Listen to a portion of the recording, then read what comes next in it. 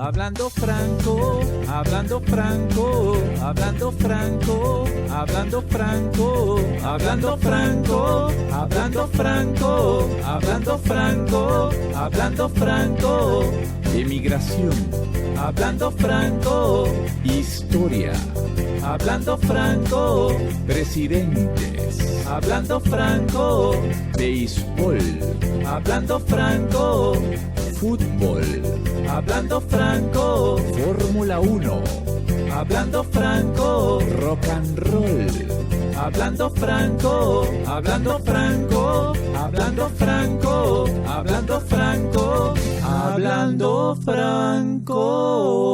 Con Franco Cotiñola. Hablando franco.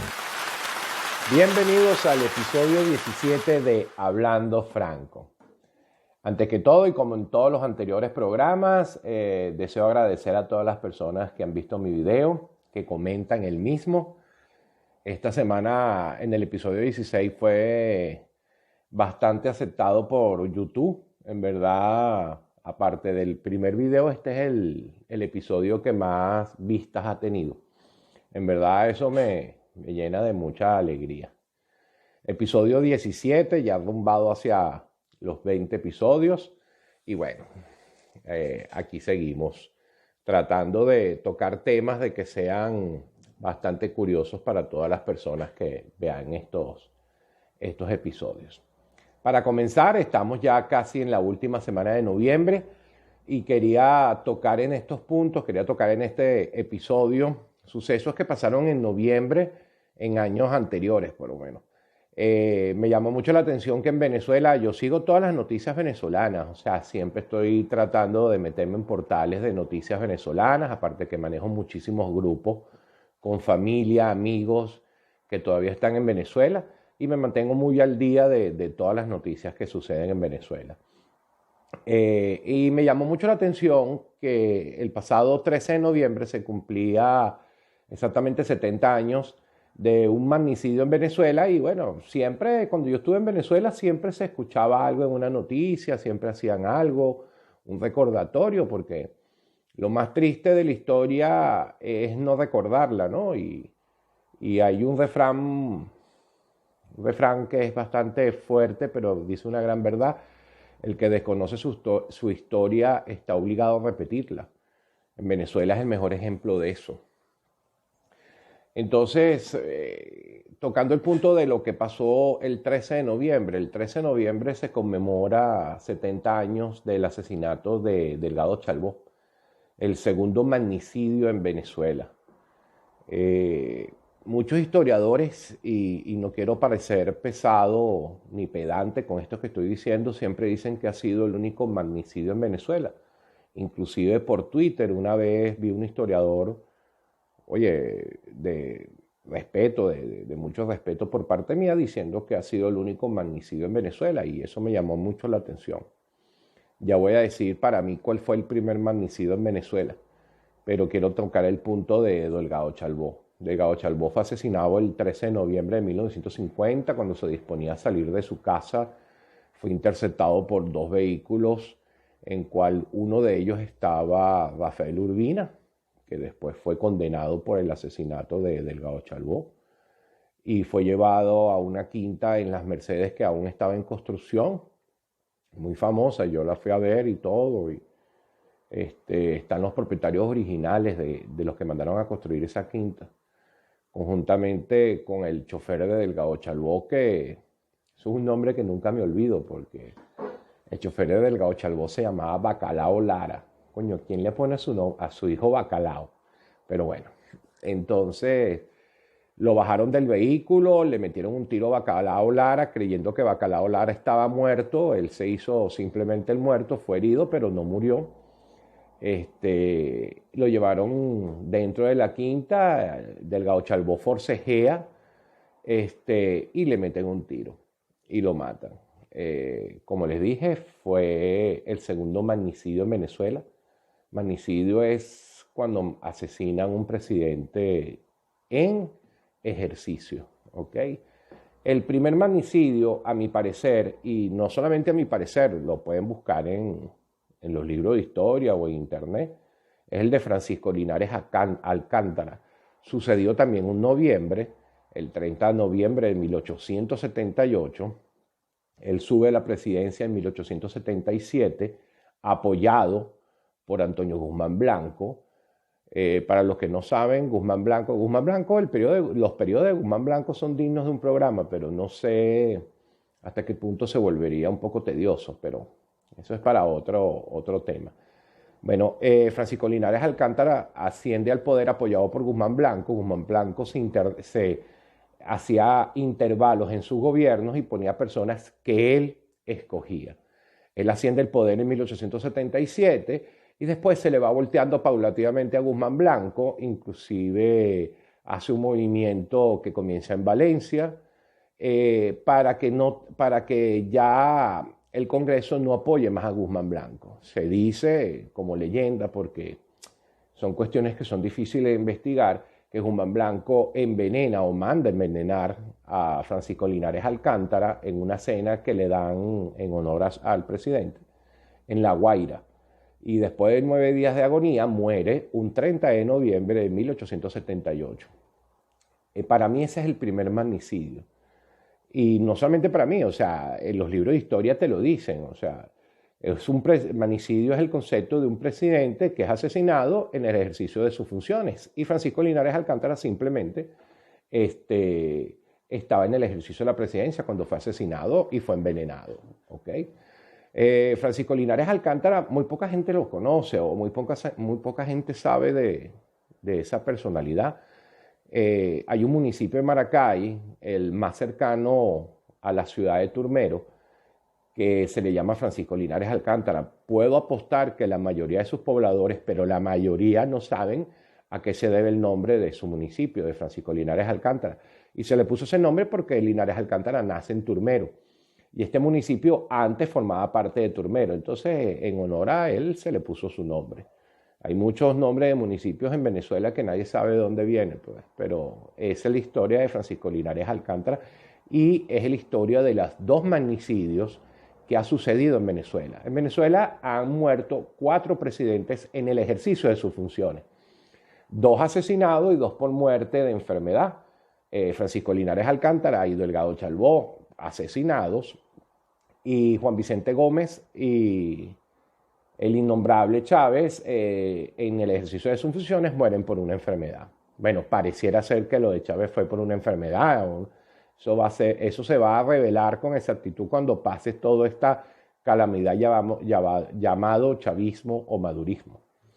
Pero esa es la historia de los magnicidios. Concatenando lo de Delgado Chalbó, una vez que asesinan a Delgado Chalbó, Marcos Pérez Jiménez toma la presidencia. Y en 1950, conjuntamente con Lovera Páez, toma la presidencia, pero en el 1952 toma la presidencia por completo.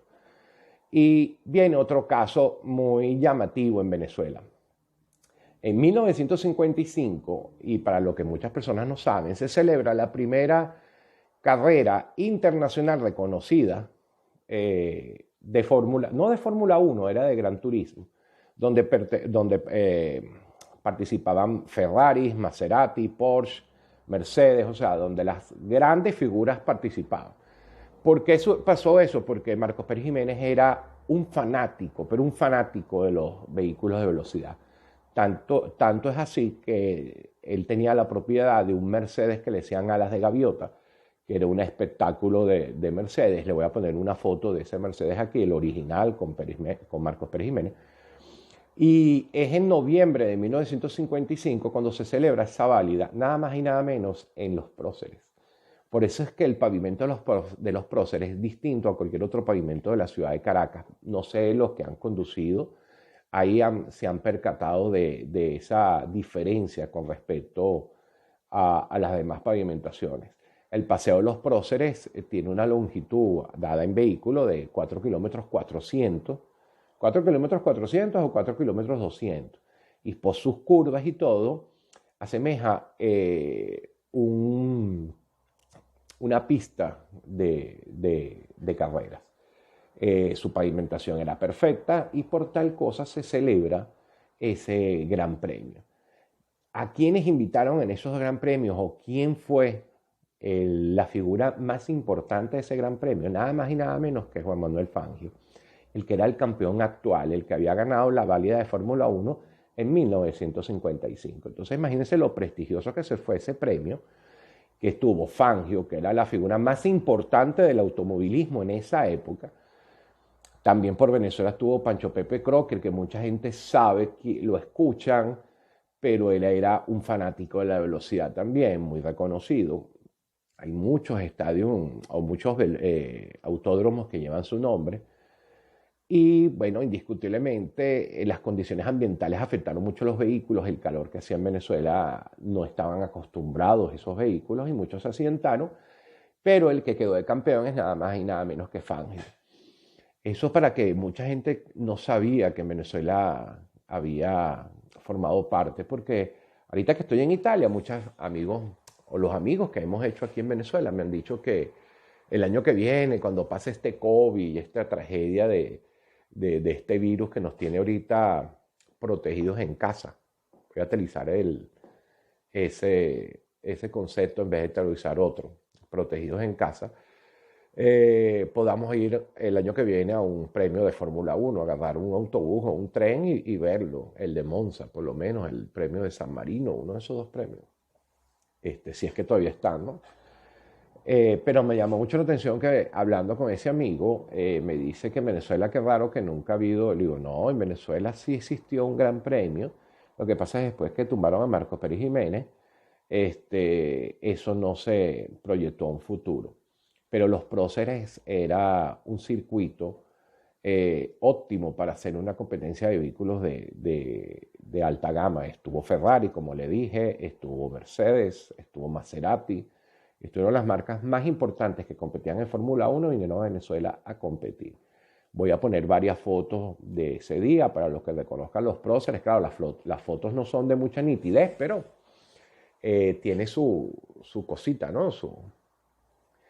Yo lo reconocí en una o dos que otras fotos, reconocí qué parte de los próceres era. Y me imaginé cómo fueron esas vueltas. En verdad tuvo que haber sido muy emocionante. Esa era la Venezuela de los años 50, la Venezuela que después de la caída de Pérez Jiménez empezó un crecimiento bárbaro y después vino en una caída libre, se puede decir, de los años 80. Pero bueno, eso es tema para otro programa, no quiero caer en discusión con eso. Lo de la fórmula, lo de Fangio y todo eso, hay una anécdota, Fangio visitando la ciudad de Caracas, lo detuvo un fiscal de tránsito para que vean cómo son las cosas, porque él cruzó en un semáforo en amarillo y fue detenido por un fiscal de tránsito. En esa época los fiscales eran respetuosos y no eran comprables, como todas las autoridades hoy por hoy en Venezuela. Lo detuvo y le levantó una infracción. Este es un querido amigo, mi mascota. Disculpe la interrupción. Yo creo que es la primera vez que sale en un programa, pero bueno, no voy a cortarlo ya en este minuto porque salió el gato. Esa es la mascota que tenemos hoy por hoy. Entonces, retomando el tema, Juan Manuel Fangio fue detenido porque cruzó con la luz amarilla hacia mano izquierda y el fiscal lo detuvo y le levantó una infracción de 10 bolívares. Y cuando le pidió el nombre de cómo se llamaba para levantar la boleta, él le dice Juan Manuel Fangio y el fiscal muy respetuosamente le dice, si usted es Juan Manuel Fangio, yo soy Stirling Moss, que era la competencia en Fórmula 1 de Juan Manuel Fangio. Esas son una de las anécdotas que pasaba en Venezuela, ¿no? En cualquier momento, hoy por hoy no se le levanta una infracción, se compra, se le paga algo por debajo de cuerda, pero el tipo le levantó su infracción a Juan Manuel Fangio por la suma de 10 bolívares y no creyó que era él, pues, porque en esa época las carreras no eran televisadas, no había internet, no había manera de que el fiscal supiera cuál era la cara de Juan Manuel Fangio. Sabía quién era la persona, pero no sabía cuál era su cara, vamos a decirlo así. Y en vez de tomarlo mal, le echó ese chiste, pues que si él era Juan Manuel Fangio, el fiscal era Stirling Moss, que era otro conductor muy famoso para la época perdón, de Fórmula 1. Tocando el tema de Fórmula 1, la semana pasada acaba de declararse campeón de este año, de este premio de Fórmula 1, de esta de esta temporada, nuevamente a Lewis Hamilton. Con este llega a su 7º campeonato, igualando a Schumacher. Pasaron tantos años para que Schumacher igualara y superara a Juan Manuel Fangio, y no han pasado tantos años para que Hamilton superara a Schumacher. Eso me da a pensar de que lo más seguro es que el año que viene, a menos que otra escudería poderosa como Ferrari o la Renault saque un vehículo más poderoso que la Mercedes, Lewis Hamilton superará y obtendrá un 8º campeonato el año que viene, y la dejará bastante alta para que otra persona tumbe ese récord. 7 campeonatos no es fácil. Mucha gente... Lewis Hamilton tiene muchos detractores. Mucha gente le dice que claro, que con ese vehículo cualquiera ganara. Me recuerdo en la época de Schumacher decían lo mismo, que con ese Ferrari cualquier persona ganaba. Pero no es fácil. Montarse en un Fórmula 1 no debe ser nada fácil. Y hay que destacar que Hamilton tiene sus facultades. A mí no me gusta. Es más, a mí no me gusta la Fórmula 1 hoy día. Creo que se ha perdido mucho. Pero realmente hay que destacar que Hamilton es un tremendo piloto. Si no, no tuviera 7 campeonatos. Eso es indiscutible. La Fórmula 1 en Europa es muy vista. O sea, es mucha fanaticada la que lo ve. Y esperemos que en verdad el año que viene tenga la posibilidad de ver un gran premio y hacer ciertas filmaciones o ciertas fotos. Esperemos. Hay que esperar primero de que este virus se vaya. Hasta aquí esos 3 temas que concatené uno con otro, los hice corto para no hacerlo tedioso. Lo de los presidentes, sé que hay mucha gente que a veces le llama la atención, pero a otras personas le parece tedioso, pero bueno. Para cuando lean por ahí que el único magnicidio fue el de Delgado Chalbaud, de Carlos Delgado Chalbaud, es mentira. Conjuntamente con Delgado Chalbaud está Francisco Linares Alcántara. A pesar del año, en 1878, es igual, como le dije, desde 1830 está la Cuarta República, que es la que actualmente tenemos, a discusión de muchos imbéciles que creen que estamos en una Quinta República, casi todos esos chavistas, por supuesto. Y fue su primer magnicidio, pues fue el primer magnicidio que pasó en Venezuela. El de Delgado Chalbaud fue el segundo magnicidio que ocurrió en Venezuela. Hasta aquí todo lo del tema. Retomando un poquito lo de Venezuela, ya se acerca diciembre, cada vez el dólar va. Ya no me atrevo ni siquiera a mencionarlo, porque cuando grabo este programa, capaz que cuando lo subo, subió 100.000 bolívares más, ya pasamos los 800.000 bolívares. O sea, es una locura lo que me está pasando en Venezuela. Ayer estaba hablando con una amiga y me está diciendo que la inflación en Venezuela, aparte de haber una inflación en bolívares, hay una inflación en dólares. Tú vas a ver una cosa hoy vale $5 y mañana vale 8. O sea, es increíble eso. Yo no sé si lo comenté en el programa antepasado cuando cumplí el año en Italia. Todos los productos, todos, sin excepción ninguno, todos los productos en un supermercado, cuando yo llegué a Italia, valen exactamente lo mismo. Aquí no había una inflación, pero ni de un céntimo en lo que es comida.